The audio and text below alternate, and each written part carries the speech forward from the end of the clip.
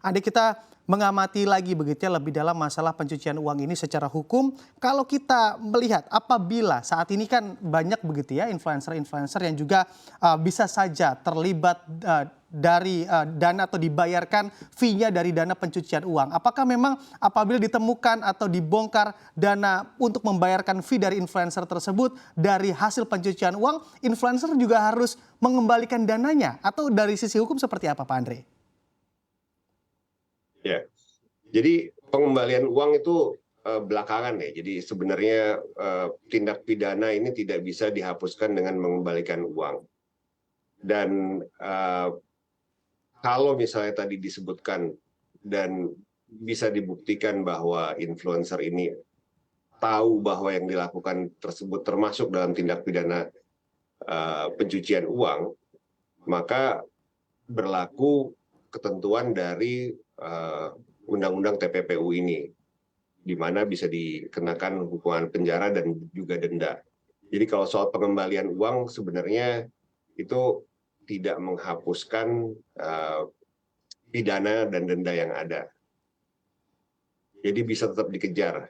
Jadi memang harus lebih hati-hati dalam melihat atau melakukan kegiatan yang sekiranya akan melibatkan masuk dalam definisi dari tindakan pencucian uang ini. Oke, baik. Kalau andai kita amati begitu ya, selanjutnya Anda melihatnya untuk pencucian di tanah air ini apakah memang peluangnya masih besar karena memang secara regulasi belum begitu ketat Pak Andre? Kalau pencucian uang sendiri kan sebenarnya sekali lagi ini adalah bagian dari tindak pidana pokoknya yang bisa seperti korupsi, perjudian, prostitusi,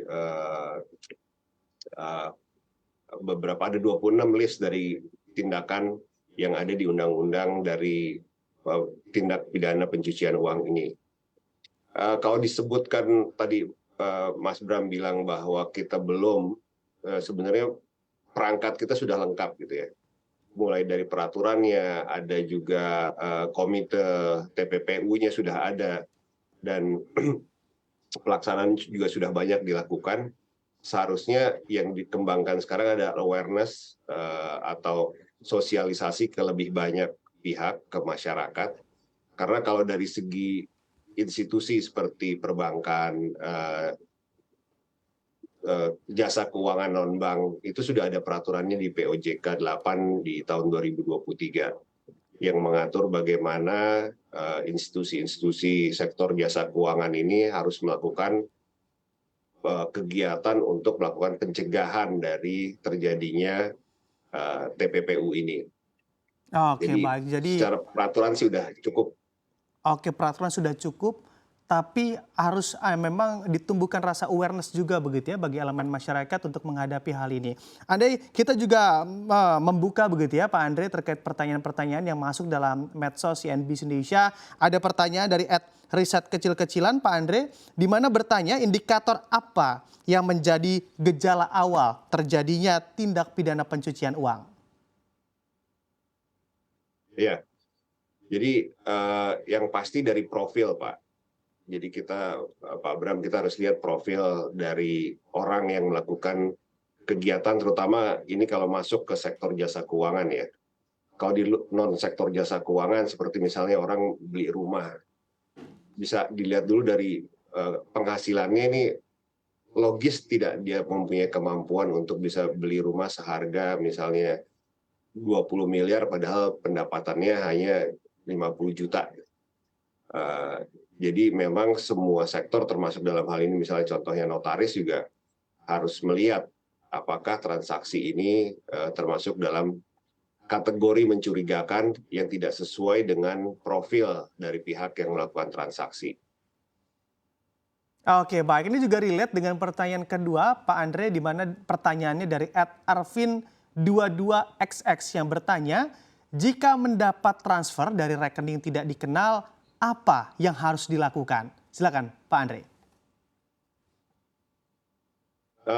Ya pertama konfirmasi kembali ke bank terkait dengan identitas dari yang transfer. Kalau misalnya kita tidak menunggu atau tidak mengharapkan adanya transfer sebenarnya, tapi tiba-tiba rekening bertambah. Pertama, jangan dipakai dulu itu uang. Dan kedua, konfirmasi kepada bank, dan untuk banknya mengkonfirmasi sebenarnya siapa pihak yang mentransfer ini. Oke, Jadi harus awareness-nya lebih ada lagi bahwa kalau misal tiba-tiba ada uang masuk kan yang bukan kita tunggu atau transaksi yang sudah kita lakukan, harusnya ini menimbulkan alarm ya, bahwa ini kemungkinan ada kesalahan dari bank atau juga ada usaha-usaha untuk melakukan pencucian uang. oke baik. Pak Andre, di tengah dengan tindak pidana kasus pencucian uang yang juga makin marak hingga saat ini, sebetulnya apakah memang untuk undang-undang yang membatasi transaksi uang kartal juga harus disegerakan ada dalam hal ini, Pak Andre? Iya, memang dengan teknologi yang ada seperti kris, kemudahan orang melakukan pembayaran lewat gadget gitu ya, sudah sangat memungkinkan untuk dilakukan pembatasan uang kartal ini. Tapi kita juga harus melihat bahwa akses dari data, akses dari handphone ini belum merata di Indonesia gitu contohnya, yang memungkinkan kita untuk bisa secara cepat melakukan pembatasan dari beredarnya uang kartal. Jadi memang agak perlu dipertimbangkan lagi karena belum meratanya akses di seluruh Indonesia, dan juga untuk kebutuhan dari UMKM ya. Jadi pembatasan biasanya untuk transaksi lebih dari 100 juta itu juga udah mulai bahwa itu harus melakukan transaksi melalui institusi perbankan atau keuangan lain yang ada. Jadi bertahap, saya rasa harus dilakukan secara bertahap agar masyarakat kita Baik. bisa mengadopsi.